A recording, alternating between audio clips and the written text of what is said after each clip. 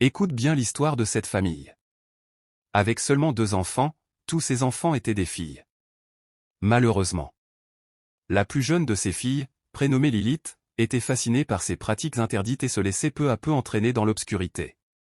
Sa grande sœur, Sophia, tentait de la protéger et de la ramener sur le droit chemin, mais Lilith était obstinée et refusait d'écouter les mises en garde de sa sœur.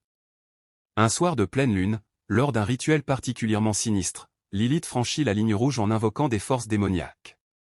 Sophia, horrifiée par les actes de sa sœur, tenta une dernière fois de la raisonner, mais Lilith, aveuglée par le pouvoir et la folie, se retourna contre elle.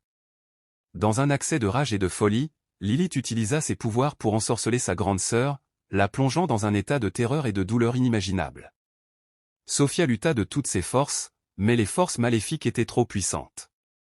La famille, sous l'emprise de la sorcellerie de Lilith, choisit de garder le silence sur ce qui s'était passé.